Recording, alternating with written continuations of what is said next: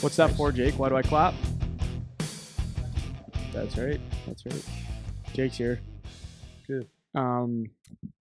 Hey, how are you? I'm good. How long is the drive home from Oshawa? Last night, 3.5, 4. What? 4. Let's say Would you 4. fly? No, dude. It was Is Oshawa not 5-6 hours away? no. It was like maybe it was 3.5. From Oshawa to Windsor, Ontario? Yeah. Were you driving a rocket ship? No, it was. Did you get a at police night- escort? At night?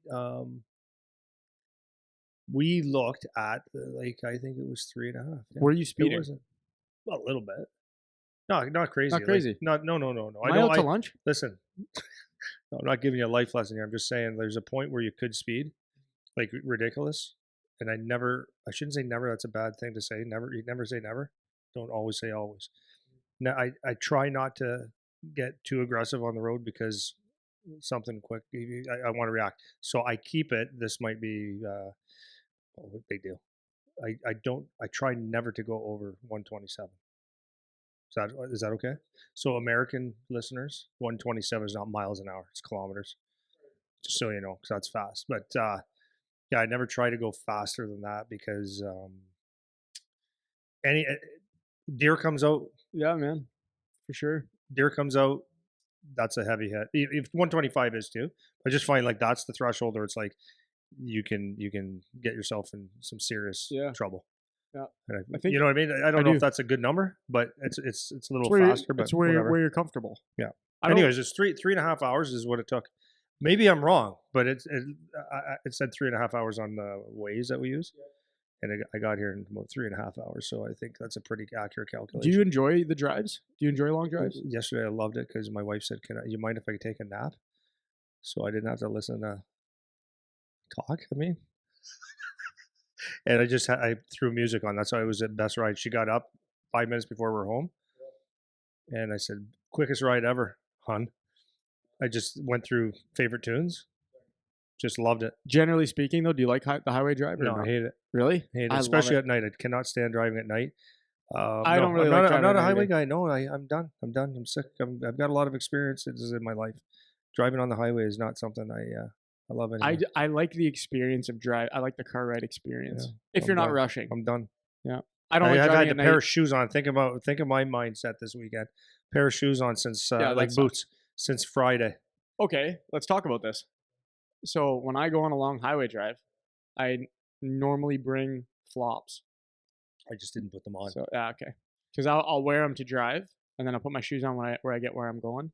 When I get where I'm going, but I love if you're with a good person or alone. Either way, if I'm alone, like podcasts, good music, like just in the car, just chilling. It's almost like some people really like cutting the grass. It's like they have like a little flow state when they cut the grass. If I'm going on a long drive, just listening to podcasts or music, driving the bus, I'm flowing. And then if it's somebody good where you have good talks, then I like the good talks. That's different, too. Yeah. But I'd rather not go in a car and drive. Interesting. Yeah. But yeah, 3.5 hours. Let's call it that. Nice. I went to see Casey and the Sunshine Band. I know. You like it? I really liked it. I love it. So the guy that it was one of those. Man. Okay, so I didn't know. I know a lot of their songs, but I didn't know that was the band. You know what I mean? So where'd you see them at the casino? Casino. So we got them for Christine's mom for Christmas. So we said we were going. So it's last Thursday. And it was like, oh, I know a whole bunch of these songs. This is gonna be like groovy, So the guy that Casey, I think his name is, he comes out and he did like a 5-minute monologue about like his fluctuations in weight and how like COVID really like did a number on him basically, and please don't leave any mean reviews. Like he was talking about, yeah, he was he like sensitive? He seems like a sensitive guy generally, but like really, I mean, he's on stage, so who knows? So but he was asking people not to leave. He almost verbatim. It was some version of, like, my mom always taught me if you don't have anything nice to say, don't say it at all. Come on. And like if you're gonna leave like reviews, like leave reviews about your experience, like please don't say anything about me personally. Come on. Yeah, dude. So he must be like feeling the heat that he's put on a bunch of weight. Because he seems like a big dude. Like he seems like a pretty big man. Yeah, back in the day when he used to disco it out. Yeah, Like, disco he it was out. tall. Like, Yeah, but he made some jokes too. He was like, "Yeah, my name's KC, but I think I'm gonna have to change it to KFC." come on. I guess what he was Oh, saying. he's sensitive then. Yeah, Yeah. yeah. So, but anyways, Feel bad for him a bit. I did feel bad a little bit for him for sure. And he's like, I think he's in his early 70s though. I think This is 73, that was my 74. statement. There's a point. See, I'm just telling you right now. I'm 57 in a month, and there's a point where it's like there's a battle you're chasing, and if you're not perfect, it's like it's okay. Do your best. And I could see where some people just say like, I don't like. I remember 2 years ago I was under the squat rack and I said I re-racked it and I said I don't want to do a squat. I'm sick of doing squats. I've been doing squats since I'm 14 years old. I'm sick of doing them. I do different ones. That's all. I still do them though. Yeah. But I could see where people The say, okay, mentality. enough. One of the dads on the team was talking and he says, yeah, I'm done exercising. He's a phys ed teacher too. And I go, what do you mean you're done? He goes, yeah, it was COVID came and I said, I'm done. I'm not exercising again. I said, so you don't want to go for a walk? He goes, no, nothing. I'm not exercising anymore. I'm like, that's odd. But he goes, no, I'm done. You can see the I'm mindset, done. I guess. He just like drinks his, if I get fat, I get fat. It's like, whatever. I'm like, okay. I just feel good being active. Right. Well, that's I what feel better. That's what I feel like it's about. But especially for this guy who's like I don't know how famous they were, but I'm sure they were pretty Big huge. disco guy, man. Right. So like everyone knows at least 3 of his songs. Right. So being him and his former self, like he was a really thin, your like typical lead singer of a band guy, yeah, right? tight satin pants. Yeah, right. And ball so now, huggers. Yeah. So anyways, he did his monologue about that, and then he played all the songs that and it was he is not wasn't the best singer anymore, but it's not really like singing anyways. Like even the back in the day, like the original tracks he's kind of talk singing. You know what I mean? Yeah, I don't know about it. But yeah. the music, I really liked the music, and they had some like dancers on the stage and stuff, and it was actually like a decent some show. Trumpets, the trombone, yeah, like they're doing their thing with the horns. It's actually pretty cool. Yeah, it's cool. Have you've been to the Coliseum to see shows? Tragically Hip. I saw a Led Zeppelin tribute band. Like it was Jason Bonham's son. What's his name? Bonham. Jason Bonham is his son. I think Jason's the son. Anyways, he had a tribute band. It was called the Zeppelin Experience. It was so good. So good. Well, that's my favorite, right? But what a nice venue. Yeah, it's awesome. I actually really like going to the casino. Yeah. Like the casino that we have is it's freaking awesome spot to hang out. I love it. Yeah. So we went there just into the Coliseum to do that, whatever. But then I was thinking like it's a sweet spot, and that Matterhorn thing that we're doing in 2026, that's going to be like the hotel and the venue that they do the meetings at and stuff like that. It's freaking beautiful, man. It's really awesome. Right down by the waterfront, like downtown, not so much downtown Windsor, but the front, like the waterfront is pretty nice, like well kept. It's like pretty decent. So everyone always smacks talk. Not everyone. I moved here, man. I know. On purpose. I love this place. We always get the shit talking in Windsor, and it's like I feel like it's such a good spot to live. Not too big, not too small, right on the border. Everything's around. This episode of the podcast is brought to you by the PowerTech online membership program. If you've been listening to Andy and I wondering, hey, how are they able to get all this podcast content out there? Well, that's because of our members. For just $9.99 a month, you can get access to our online video library, including hundreds of videos of Coach Andy teaching, and have the option for consultation calls with Andy or myself to go over anything you need. We can cover training, nutrition, coaching, parenting, agents, the junior college hockey path, whatever's of interest to you. You'll also be able to participate in our popular Ask Me Anything episodes, have access to special discount codes, and be given priority for any PowerTech in-person camps or events. If you like what we're doing here and you want to support us, this is the best way to do it. Visit powertechhockey.ca/memberships or find the link in the description of this video to learn more. Do you have any other things you want to connect on before I go to my topic for today? Anything else you're thinking of for the weekend? I'll have one that relates strictly to hockey. Okay, go. And this is a message that gets lost a lot. And I'm careful when I say this, but it's just like last night, Guelph Storm. They're having a rebuild year where they're young, and one mistake here, one mistake there can just sink them for a game, right? Like because they're young, and I was telling a couple parents the other day. I said that you can see experience, right? Like you have some good young players, but I said like watch how the game should be managed. And please, no one ever think that I'm telling people how to their kids should be playing hockey. They asked me questions. I said, well, you can watch in games like this how the game is not managed necessarily that well until you get the older guys out there that have done this a bunch of times. kind of like what I said about Sidney Crosby taking 15,000 faceoffs. He knows what's happening. So you'll see a young guy that, maybe it's 2 steps over the blue line, or 2 more steps.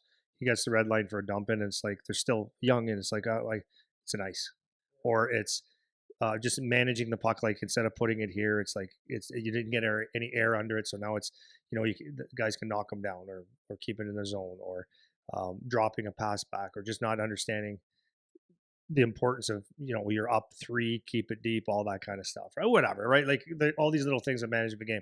So experience, a lot of times when you talk about the game, experience matters, like when it comes to winning, because you've been there, done that, and it's like you understand how quickly a game can change if you don't manage pucks and manage the game, not the skill, the game, how to play the game to win, right?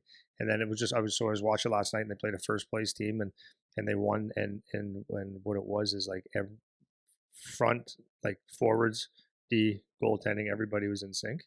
But that's easy to say. But what I mean by that is it was a total team effort, and people, I think, a lot of times worry about individual results, right?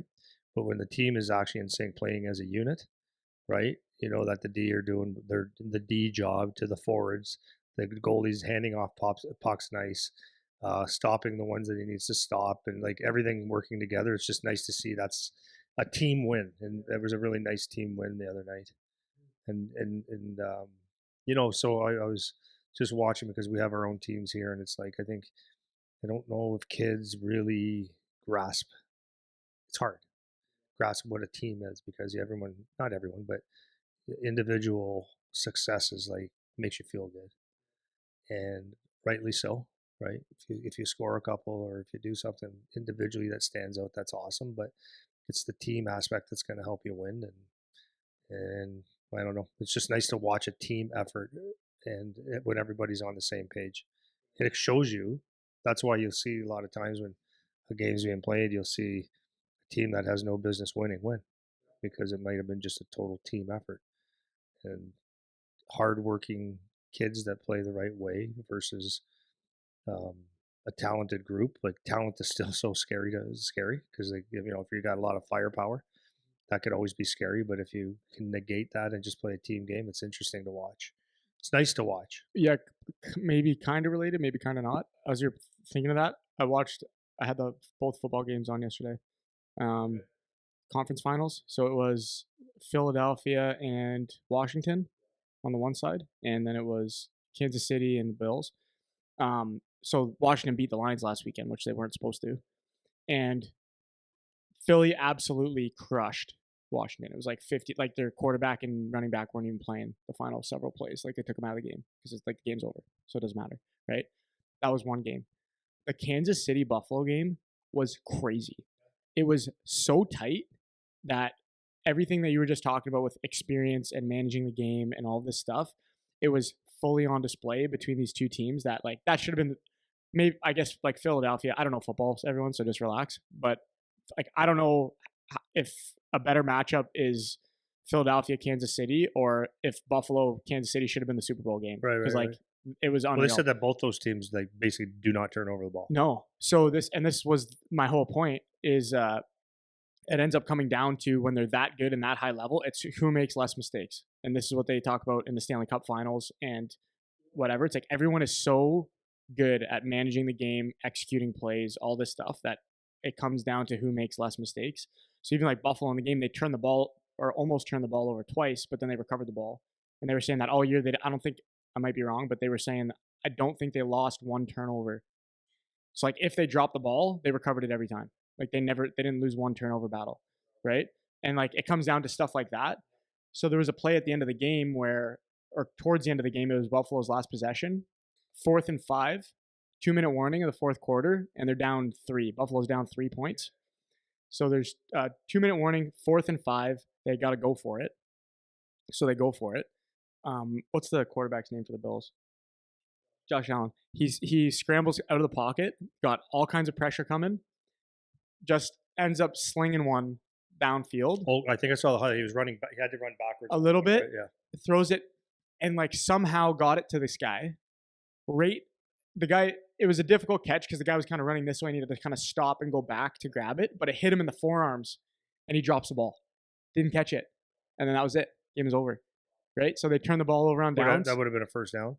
That would have been first down, right? Would have kept it going, and it would have been a first down, and they were in field goal range, so they could have kicked it to tie.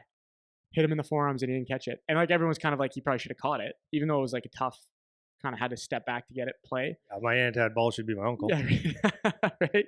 So could have caught the ball, would have been in field goal range. They could have tied the game. Coulda, whatever. Instead, it's a turnover. Kansas City gets a first down and then kneels it out, and the game's over, right? And like, you're watching these two powerhouse teams go at it, and it's so tight because of both of them are loaded with guys that they have the experience, they've been there, they've done that, and it's just whoever cracks. So whoever cracks first. I've watched maybe half an hour of football this year, but what I heard in whatever interviews was that Kansas City is typically 0 turnovers in a game. Is that correct? Yeah, and they had 2. Okay, and then the game Buffalo was roughly around 1. Yeah.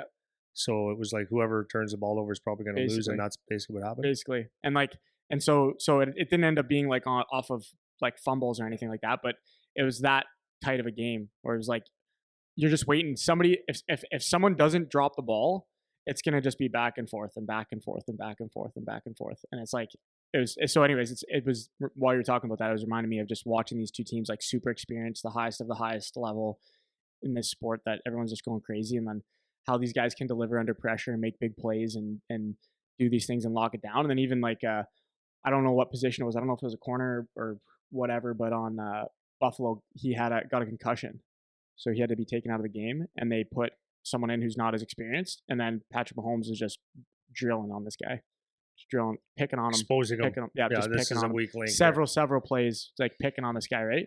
Because there's your link. It's like, okay, both these teams are bulletproof, and then this one guy comes in who's a little bit less experienced. It's like we're going at him, make them have to make the plays, right?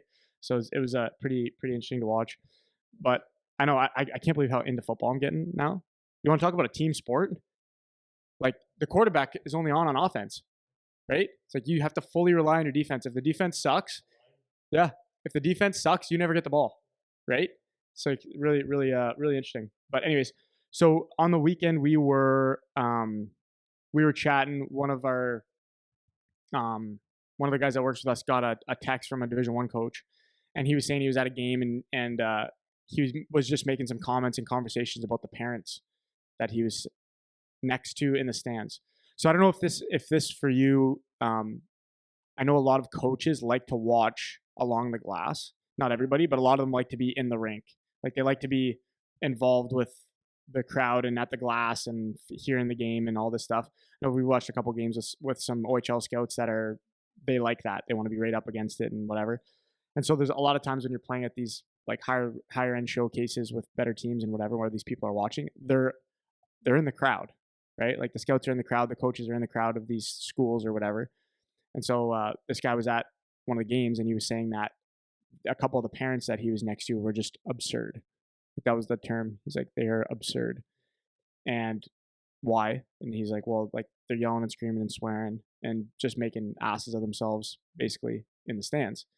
And I'm thinking, like, we've talked about this kind of stuff a little bit before, but like it was just a reminder kind of to revisit it of like, I don't know if a lot of times parents are paying attention to their behavior, or they just think that it doesn't matter and nobody's around.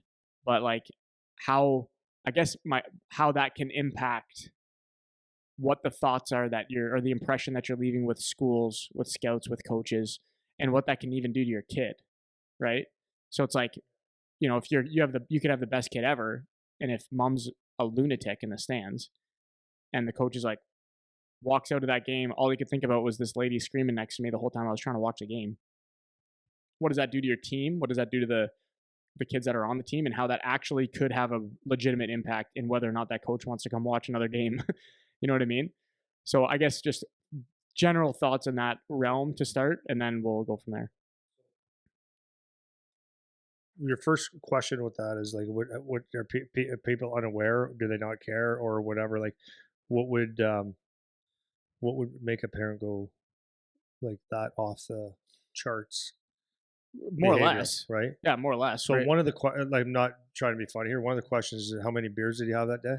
Yeah. because that's a tournament, right? Yeah. Like a lot of Fair enough. times you get a 2, 3, 4 beers in there and you're having a good time, or you're talking and Yeah. It was all of a sudden, 9:45 a.m. okay, But well, so maybe 3. yeah, yeah. Maybe he's at 8. Yeah. Maybe he's at 8. Yeah. So, but that is one question. But other than that, it's amazing. It's listen. I'm a dad too, so there are times where you just want to throw something, right? There are times where you just go like, come on, like it could be a player just being a bonehead that in that moment. Like there are emotions that make you want to go nuts. Um, and I always say, and this is I would say it's me too. I was talking to dad yesterday, and he said, you know, he's really frustrated with his kid. He didn't come to some games for a bit. I said, no, no, I haven't seen it in a while. He goes, yeah. He goes, you know what? But I talked to my boy, and not he was talking to his boy, and he goes, he's not nearly as bothered by me as he's not nearly as bothered by it as him. He said. I said, yeah. I said, and when I talked to my son, like there's a couple times I do want to do a mental check, make sure that he's everything's good. And he's like, yeah, yeah, that's good. So like, it says a lot actually, because as parents, you sit there and you think like a lot of times as parent, you just want to be able to help them. If you can control some of the things like to ease their pain or to help them, like that's a parent thing. Like you would like to do that sometimes, but when in the game itself, it's not like they're playing. It's not you. So I think that's part of it. But the kids are fine. It should really parents shouldn't be all freaked out if we win, lose, or um, I mean, ice time is another thing. I could understand a little bit like if your kid's not getting ice, I can understand getting a little bit upset and bothered and stuff. But like to not be able to control yourself for the most part is like it's Okay. really unacceptable. Right. Okay. So I don't want to cut you off or ruin your thread, but I want you to like talk about like your from a like personally for you because you've been through like the whole spectrum, right? Player, parent, coach, with your kid, with yourself, high level, lower level, youth hockey, junior, whatever. If you're in a situation, let's use ice time. Let's use ice time for example. I am like fully honest. What is your if your mindset if like let's say year one where your kid's not getting maybe the ice Year time one you junior. yeah Okay. like year one where you're like maybe or even year two. Let's use year two as a better example, right? Because maybe you think now he should be maybe getting a little bit more because it's not year one. What would your what's your mental process like in that Yeah, I situation don't where care what parent you are. You. Every parent will say, "Well, if you just give him a chance." Every parent says it. Like, of course he doesn't get points, or of course he's not going to get this because you're not giving him a chance. That's number one. I said it, and I would have said he outplayed people, but that's it wasn't well I'd necessarily going say to happen. So so for you personally sorry I want you to go but I just want to make sure I'm clear with my question you as a human just me knowing you got a little snap to you right so what do you or how do you keep yourself from getting that far where some parents just blow up about it, right? Like, what do you actually do, or how do you help yourself to not? Because you have the snap yeah, I can capacity, snap. Yeah, right? yeah. So how do you not? Like, what is it? What is the thought Well, I process? think partially playing and being around that league helped me. But what you have to understand, like really, I talked to a couple parents about this recently too. It's like you can get really frustrated early, but you have to understand like your day is going to come if you do things the right way. Some guys get to like these junior leagues and college and stuff, and they just find out that they're just not very good hockey players. That happens, right? And they lose their shit and they can't deal with it. But you have to stick to a process. And the one thing that I always understand is there is a process.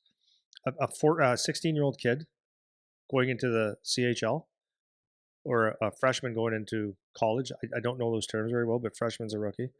A freshman in the NHL, a freshman in the NHL, rookie in the NHL, really shouldn't be like the young 18-year-old, the 16-year-old, and junior, the whatever.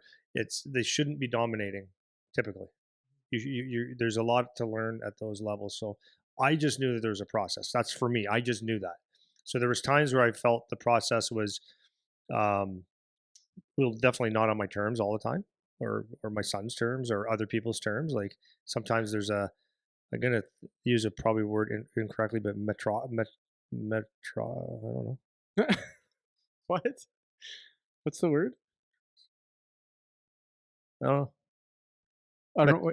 Try. I want to know what the. Oh, meritocracy. meritocracy. There you go. That's Yeah, that's just the word. so I said it wrong. Yeah, you got it. Yeah, Meritocracy. so it's Okay. like you've been here longer, you get to prove yourself, which is fair though, which is almost fair till you earn your way. So I think there's times where a young guy earns his way, or earns his should be earning trust, doesn't get it just because of the meritocracy. Is that right? I think there's times where you get fortunate and you're able to knock a guy off a third line or something like that. And you get a little more ice, all that stuff. But for the most part, there is a process. The process is if you're 16 years old going into the OHL, CHL, you're probably not ready to be getting regular shifts. There's a lot to learn. And then you look at it from the second year and you go, okay, now it's my time because I paid my dues. It's like, well, not necessarily. But what I could tell you that is at some point, might be year 3, might be year 4, might be your overage year, it might be year 1. Doesn't matter. At some point, if you play the game right, you're gonna get your chance, or you're gonna everything's gonna be fine. When the day comes where you're not worried about someone taking your spot, like you're hopping over the boards all the time, then everything in the past doesn't even matter anymore. It doesn't. Like I'm saying that as a dad, you go, well, okay, the first year you might I don't want to say screwed because that's not what it is. First year you could have had more, but you didn't. Okay, then the second year it's like, oh well, could have had this, but he didn't. But it all worked out because he stuck to the program, and that's the main thing is you understand there is a process, trust the process, question the process. Sometimes it's okay to do that. Like it's okay, but I think the biggest thing you could do is have an intelligent conversation and maybe listen. There was maybe once or twice. Well, I get along with the general manager of our team actually very well, and it's not like we go out and have dinners together, but we talk. We can have a conversation, and he lets me know exactly what he feels about my kid, and I can question it, and he gives me his view of things. And sometimes I went, you know what, I can live with that, right? I can live with that. I remember one time he goes, "He's not perfect, Andy." I go, "No, he's not," and and then I looked. I said, "Yeah, he could be better in certain ways."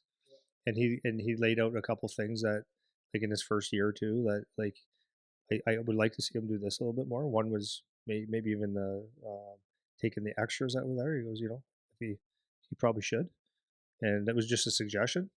And these are things like right. And the thing with parents is I hope I'm not all over the place. I think I am, but I think with parents is you got to understand is I think we talked about this before. It's easy to stand in the stands, sit in the stands, stand in the stands, and look at, oh, he put this guy out again. Oh, this guy got the captain. He shouldn't be a captain. You hear that all the time. That guy's not a captain. Well, how do you know?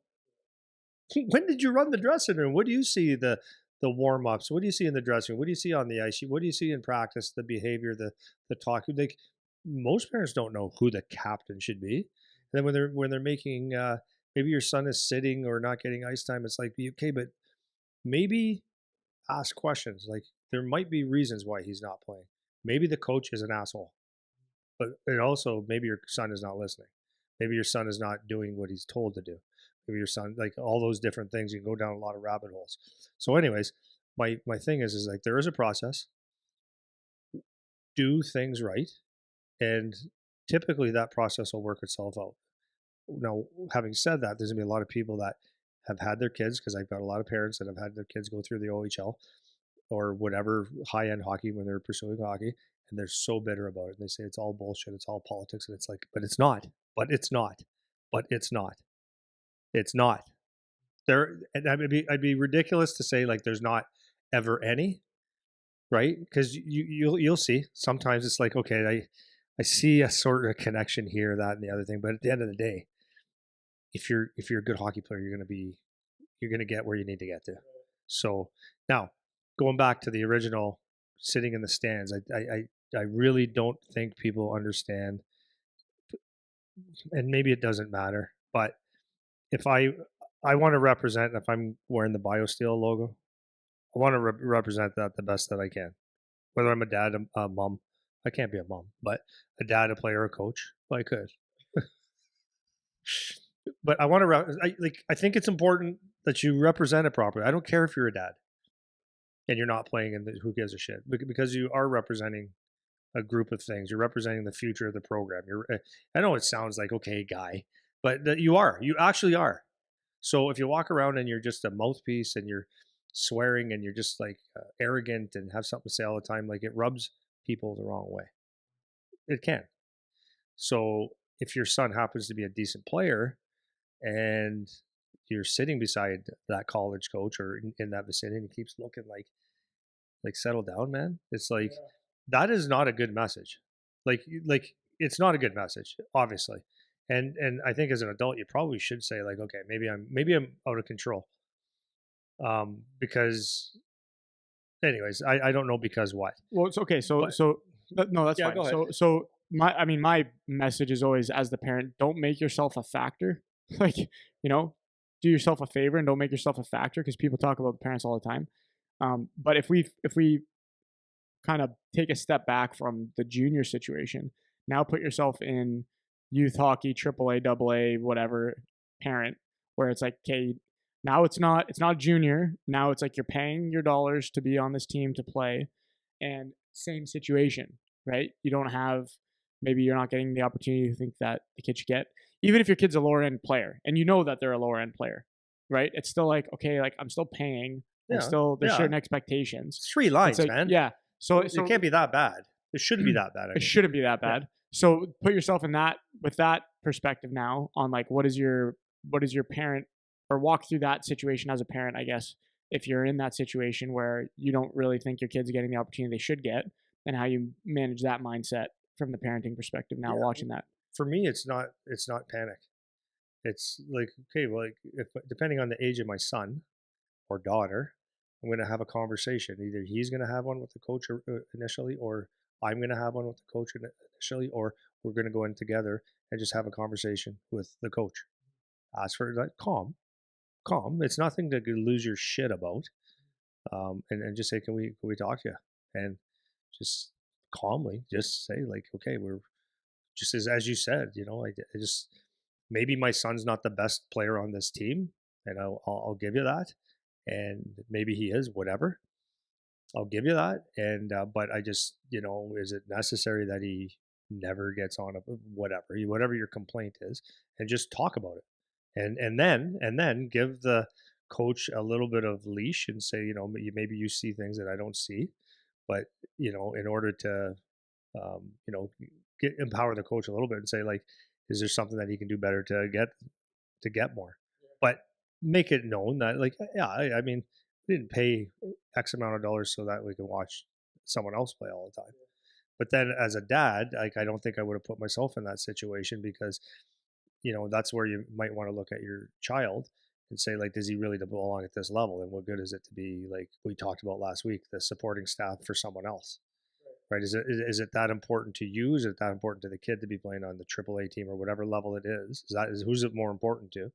And is that what you want? Because there's two sides to it. If you play for a team and a coach that says it's about winning, then you have nothing to stand on.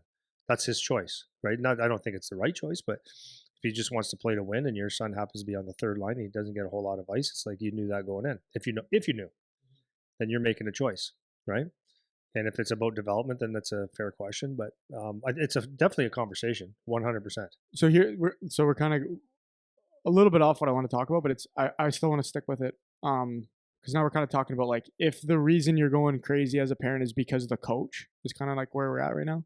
So on that kind of thread, um, one of the things that I've noticed is, and I even noticed this in conversations where, because a huge portion of my job is just solve problems, and so a lot of times it's like I know what the options are, but my tendency is still to just complain about the situation, right? Like I can feel internally like I want to just like bitch about this and bitch about this and bitch about this, even though in my head, if I'm trying to solve the problem, I know that it's this option or this option, and I need to pick which one, right? Eventually, I'm gonna get it down to that. When I get off my bitching chair, I can see these are my options. I need to pick one of these two things. So we were just trying to solve a problem on the phone, and we're kind of talking around in circles. And finally, I was like, okay, like it's basically these are the options. We either have to do this or we have to do this. There's no other options. There's no other way to make it work except for these two things. So my relating that back to what we're just talking about, do you see as a parent a time when, let's say you've tried doing all that stuff, you've tried talking to the coach and whatever, And the reason that you're losing your shit is because you're mad at your coach. We'll get back to the other examples after. Is there a time where you think it's just okay, like coach is not responding? We've tried the talk, we've tried all this stuff. Do I just now accept that I do not like the coach or I don't agree with the coach and mitigate strategy, find strategies outside of talking to the coach now? Like, is there a time to just move to that? Or do you feel like it should be like constantly trying to talk with the coach No. to, Okay, so that's a great question, by the way, Eric. thank you. So It's a tricky question. no, It I is, like that right? question because like you're asking me a particular event, and at first I'm sitting there going, no, we've always been like I've never had to deal with that, but I'm like, no, a couple times, but it's not like listen, wasn't constant. So 1 year, told you about this. They wanted my kid to play. This is in Pee Wee Triple A or Bantam, yeah, Pee Wee Triple A, the like U13. Can he play forward? He grew up as a D. Can he play forward because we're really weak on forward? We have good D. I think we. I said sure. So first of all, that's the first answer was sure. So what I mean by the first answer is sure is I didn't say no, he's a D because he's 12, right? So yeah, whatever you want, like ask him. So Charlie, you want to play D or forward? And he's like, yeah, okay. So he went. Then this season started, and their D were hurting, so they said asked him if he can play D now, but it's up to you. Okay. So he said, okay. And he goes, oh, it's up to me. He goes, well, I like forward. And then they kept hounding him. And then they came to me and they said, well, we would like him to play D. I said, did you ask him? They said, yeah, but we told him it's up to him. I said, well, then it's up to him. Like, don't confuse me. What if like? And I told that to the coach. I said, if you want to play D, tell him to play D. If you want to play forward, tell him to play forward. If you want to play goalie, I'll say no to that. Yeah. But no, I'm being honest. Like I'm Yeah. like, you tell him. Don't make him like if you're leaving it in his hands. He's giving you what doesn't. He's not delivering what you want because you gave it put it in his hands. They said, well, so we had a meeting. Anyways, we had a meeting. We had that meeting, and he gave them his reasons why he should be a forward. He said, I trained for it, 12, right? But he took it very seriously. Trained for it. I'm around the puck a little bit more. I like it because like you can see he's going to be able to hit. And he goes, yeah, so if I could stay here, but if you want, I'll go D, but I would like to be forward. And they said, basically they looked and they said, well, good for you. Like they were like proud of him for like, wow, you're sitting here in front of four big fat adults speaking and tearing up. Right. And then, so that was one. And the coaching was never any better, but it's like, okay, but so I resigned myself. Like they had an opinion of my kid at the time that he was not one of the top guys. And I can sit here now and I could sit there then and say you're wrong. And but their opinion, that's what there was. Their opinion was my son was not as good as maybe 3, 4 guys on that team. And maybe that's true. But I accepted, not accepted, okay, my son's no good. I accepted the fact that that's their view of it. And the only way that my son is going to get benefit from being in this situation is again coming back to like it's overused but it's not is this is what you call adversity. This is not a shit sandwich or anything, but it's like someone doesn't think you're as good as you think you are, so you're going to have to do something better or show them that you're better than what they think you are because it ain't going to change. Dad can call them once a week and say, but nothing changed. Nothing changed. And it's like now they hate me even more.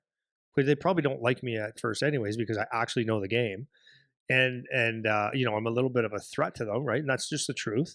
And then now if I'm calling them all the time, bullying them and pushing them and telling them what's right and what's wrong, it's like, you think what they want my son to succeed anyways? So anyways, that was one. And it was like, okay, like yeah, they think you're not a power play guy and not this. So what are you going to do? Right. So he worked through it because you know what? Here's the bottom line. Got to junior, he had to do the same thing. Got to second year of OHL, had to do the same thing. Third year even, had to continue to prove. And fourth year, still continue to prove. You're never good enough and you're always proving that you need to be better. So I guess the question is, was it good for me to let him eat some shit and show them, or should I call them? And then I think I made the right decision. There was another time where the coach was whatever we met with them and the guy just didn't really want my son to succeed, and I get it because I told my kid, I said your biggest hurdle most of the time is me because I'm on this stupid thing. I'm on a podcast and I teach hockey players and right? I got Aaron Ekblad that is these guys are customers. Zach has they're customers of mine. So like when a coach comes around and they have a chance to stick it to my kid, especially in youth hockey, and it sounds awful, right? But I might do it Like, too. I yeah, don't know. yeah, it's a But that's thing. the way it is. Yeah. I said, I'm going to be your biggest hurdle some of the times. So you want me to quit as a dad, quit my job, like, go hunt instead of buy meat? Like, I don't know. Right. So these are the things. So I had to let it go Yeah. because you know what? Just kicking and screaming and looking like a little baby. And that was one of the things is like, you know what? Sometimes when you take a shit sandwich, don't make like it's like just a parallel to that is like when a kid on the ice gets hit a little bit hard or maybe a little unclean and they go down and they wince and they're like, oh my God, like you think they're dead. It's like, why would you show that side of you that I'm hurting right now? Right. So like if I don't get ice, I'm going to show that I'm hurting. I'm going to take my thumb, stick it in my thumb, or my thumb, stick it in my mouth, suck on it, and look at the coach and just say, like, it hurts that you don't love me the way I would like it to. That's really what you're saying. Yeah. And as a dad, say, you know what? No, I told my kid, be tough. Like, dude, we're not going to talk to this guy. We'll say what we need to say when we need to say it, but we're not going to sit here and beg him for ice. Go get it. And that's exactly what my kid has done since day one. And you know what? I love it because every level that he moves up, guess what's going to happen? The exact same. Yeah. The exact same. Well, I think the tendency for parents is what you said early on was like you want to help, and like maybe you think you're helping, or maybe that's your way to express that you're helping. But I mean, as I as I keep growing older, I realize I realize like that parents, other adults, they're no different than the kids. They're just older, right? Like they have they have impulses. They're emotionally impulsive. They have their own issues that they're dealing with, and like the thought of them as like they're like very capable of handling adversity and situations and this kind of stuff. It's like anything else. Like the most people are not good at handling that stuff, and so I see what we try to do at the academy and like the lessons we try to teach and instill in like some of these kids, they don't get the same reinforcement all the time from whether it's their parents or other people that coach them or other whatever other adult figures they have in their life. It's not a constant input that they get. And I think when I see or hear like from this coach that was talking about like some of these examples of parents losing their shit, I try to I try to I guess when we were talking about it, try to just relay like a message of self-awareness, which I know some people are just lost causes and like there's nothing you can say or do that's going to make them understand. But the fact is you can really affect your kids' performance. And so if your intention is to help them, which I would imagine all parents, even if the parents are complete idiots, I think most of them just want to help their kids still, even if they have no idea what they're doing or how to do it or whatever. And like I said, I've tried to approach the whole topic with humility because I don't have kids either, so I can't even speak to what it's like to have that. But I would assume most people are trying to do the best they can. But you actually harm your kids. So like even from the playing standpoint, outside of this coach just identifying and like the harm that that could cause to your kid, knowing that your parent's a lunatic, what does that do for your kid when like they can hear you, Well, right? it could definitely if they put two and two together, they can put okay that dad that kid okay there might be a potential issue there. But if I'm being honest, which I'm going to be, that's a lot of bullshit talk too. And they were a parent cut or we didn't draft them because of the parents, and it's partially true some of the time. And I would love to sit here and say that bad parents, idiot parents, they ruin it for their kids, and sometimes it does happen. But there's a hell of a lot of good hockey players that the parents are a non-issue, even though they should be an issue. And I think you get problems with that kid down the road. Like I mean, it's almost inevitable. But at the end of the day, when it comes to like high end hockey, people are willing to take a really good hockey player with a little bit of baggage or a lot of baggage, and they'll deal with that later. Unfortunately, in my mind. I agree with all that. What I maybe I said it wrong is I'm talking about what does it actually do to the psychology of your kid while they're playing the game that you're going mental in the stands. even if they don't realize it. Like have you ever coached one of these kids that's constantly looking at their dad in the stands or mom or whatever, right?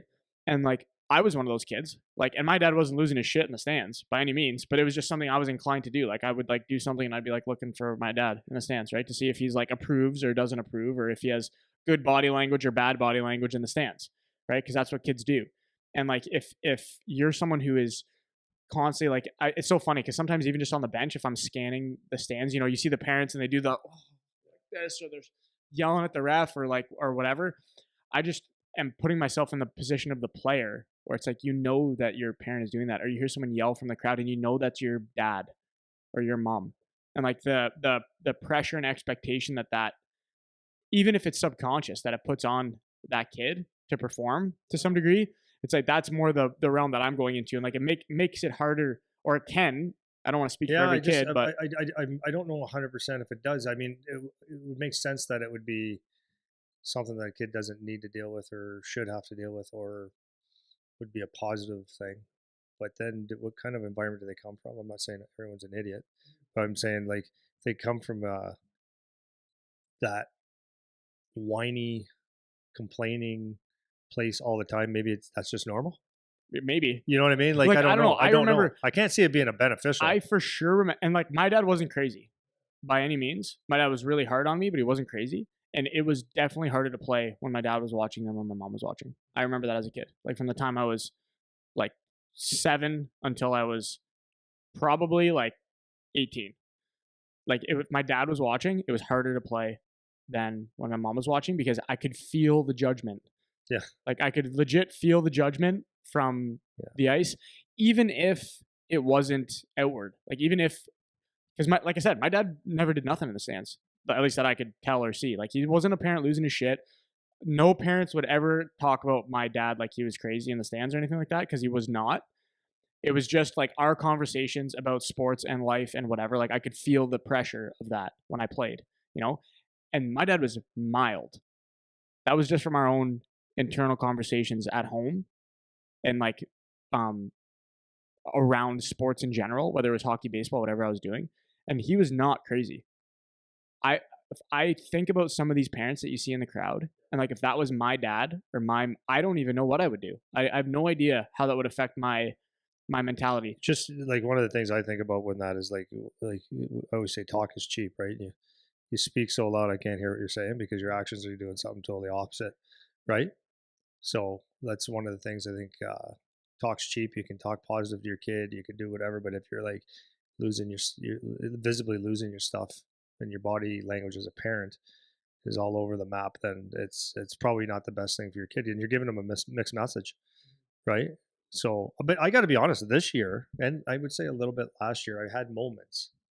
I had moments like, and this year I've had to check myself a little bit, and I'm being honest, right? I'm a dad, and why would I have to? Why would I get emotional? Well, it's my kid, and so this year is a rebuilding year. And then you look and you go, oh, but we're rebuilding, and it's like we're 1 and 2 players away from just not having to be that at all. We could be really good, but we're rebuilding. So then when you're rebuilding or you have a younger team, you're seeing mistakes that you go, I've had one where I'm like, guy shouldn't even be in the league, and I said it about that loud. Shouldn't even be in the league.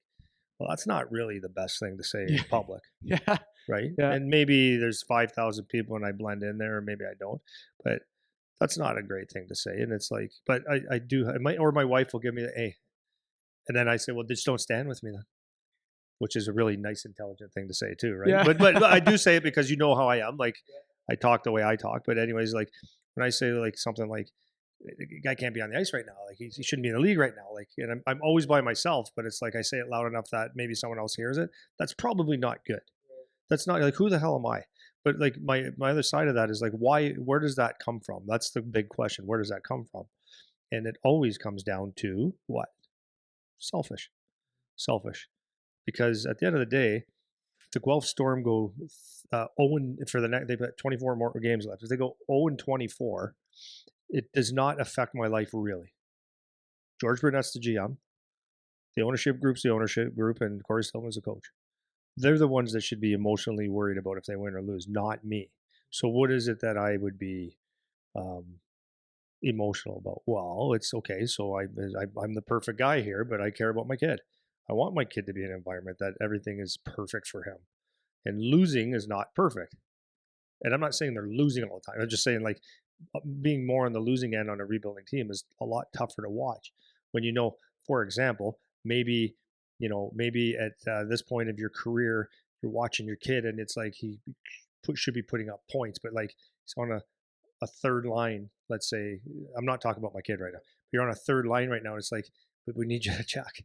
We need you to just check, just to defend, man. And the kid's like, yeah, but I want to get drafted too.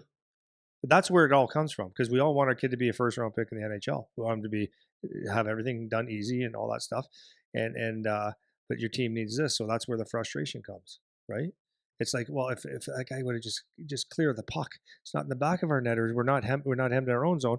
My kid gets it, or he's a 2-on-1, and then now he can make an offensive play and look good. That's all it is. It's not because you care about the team. You do to a certain degree, but who do you care about? Because we're not team guys when we're parents necessarily. Your Our team biggest guys when it's concern, going well. when it's going well, it's the best Yeah. team ever, and especially when your son is on the ice, right? Because you don't feel the same pain. Like I remember, I look at some of the parents that I'm very good friends with, and they're going through that growing that step. Like they're once they get to there, it's like now they're rolling, and as parents, I know they're dying. They're going like, my kid, like he just and it's like, I know, just back to the thing. It's the process. Just keep stick to it, and everything will work itself out. And then when it clicks in, there's almost like no going back. At least for now. When I love the honesty of it too, because that's what it all comes down to. This is what I love about the podcast, man. It's like because we actually are just like talking about actual things that are going on, not like we're just trying to figure it out and work through it and talk through what it's like. And it's awesome that you can sit there and say, yeah, I do this stuff too. And like we can say we're not coming from like, hey, we're perfect at all this stuff, man. It's No, like, but you so know, this is exactly it, though. Like, okay, so I don't want to divulge my son's team and all this stuff, but I'm just going to use different examples. As you could like when everything's going well, this is no matter what it is in life, when things are going well, everything's going well. There's nothing to complain about. As soon as something goes uh, not necessarily well for you, especially then, and it affects you personally or your family personally, then you can start to get a little sour, right? So you could get along like for for I get along with RGM like actually very well. I'm respectful enough to go like we say hi, have a 5 minute conversation, and leave it. I'm not going to call them and bug them, because I respect the role and stuff. But like, there's days where it's like, I don't know if you're here for my kid right now. That's what I think. That's what I think. And then you stick to it and you realize like time reveals a whole lot. And then you realize that, oh, this person's actually really loyal to our family. My our family is very loyal to this team. And it's like long term, it's like, oh, we made a lot of good decisions here. But there's some in between where you just go, I don't know if this is for us, man. Like, you're trying to protect your kid and stuff like that. So it's like you got to just kind of give people a chance to uh, um, the people, the organizations, whoever you're dealing with, you got to give people a chance. Let's just a chance to whatever. A chance. Give them a chance to show them that they can be honest. Like time, it's like, because someone says, there's times where it's like, yeah, your son's getting it's happening. We're gonna make some moves. Shit's happening for him. Like it's happening. It's like, well, it didn't happen on my timeline. right? Yeah, But yeah, that's but true. it's all right. So you have to trust. Like, so in our situation, in most situations in junior college, you have people with years and years and years of experience. They've seen you 100 times, 1,000 times, and you're not unique to anybody. And if you're in a good place, and what I like about colleges is you have that choice, right? So if you are getting uh, courted by universities, you don't have to say yes to everybody, right? So you can kind of weed out what is a good fit for you, and then sometimes you got to live with your decision, not just quit when things don't go exactly your way, right? So I think it's important. I think it's important. The I think the kind of like the last piece on the parent side, um, is obviously when they're losing their shit. There's like a you can't really control anything anyways. So I guess my last piece is just like kind of giving some take home things, um, for the parents of just like finding an outlet or some way to express your frustration that isn't in public, right?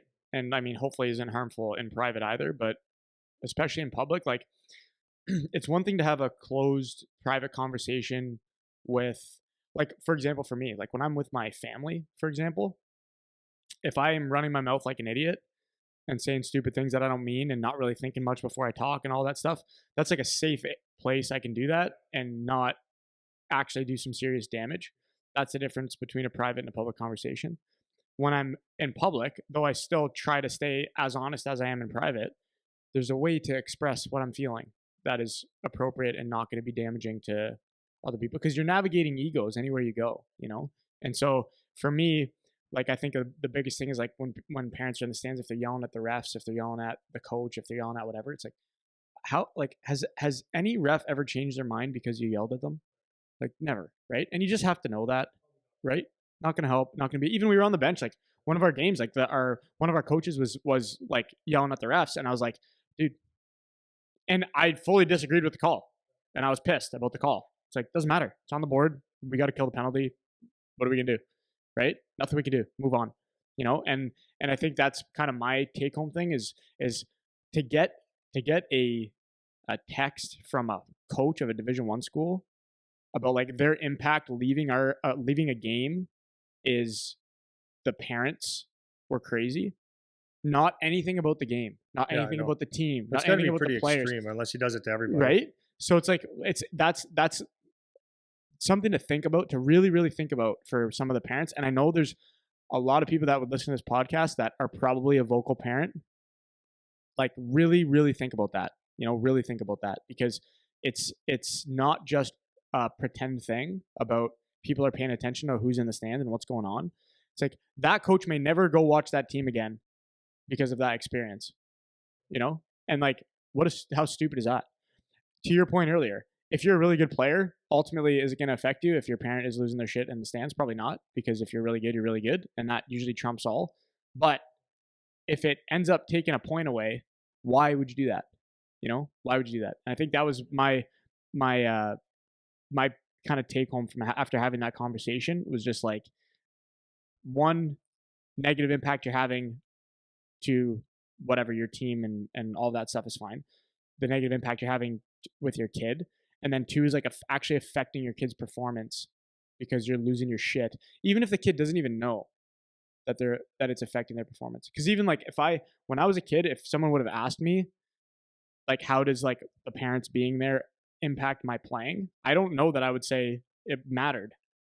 Only as an adult reflecting back at it I realized that it was different. You know, if mom was there versus dad, just because of how I interacted with both of them. And they were mild, man. Like, they were mild. So like, if you have a lunatic dad or a lunatic mom that's constantly cussing and screaming, it's like, I don't know. It's not doing nothing, is my point. Like, there's something. It's doing something. It's having some kind of impact on your kid's ability to perform. I don't know how much. I don't know, because all kids are different and all that stuff. But like, it's just something that you should really pay attention to. And it really was brought to light by the fact that you got a Division I coach that's saying, "Hey, man, like, we were at this game and these parents were wild." Yeah, nothing about the game, man. Nothing about the players. Nothing about who was good. Nothing about it at all. Just these people were crazy, and that was it. Done. You know. So well, so is that good or bad? Like, obviously, it's not a compliment, but if that's what they're picking out, and by the way, I was number 10. Yeah, then maybe mom and dad shouldn't be so worried about it. Yeah, seriously. You know what I mean? Like, yeah. if you're snapping like that, and you got someone watching a game and is not interested in a player, then it's like you're probably way too invested in the emotions of this than you need to be, because he's not asking about your son. Yeah, seriously. As a player, right? Yeah, yeah. Cool. So, anyways, that's all I want to say for today. Anything else? No, I'm good. Good to go? Yep. Okay. Goodbye. Okay, bye.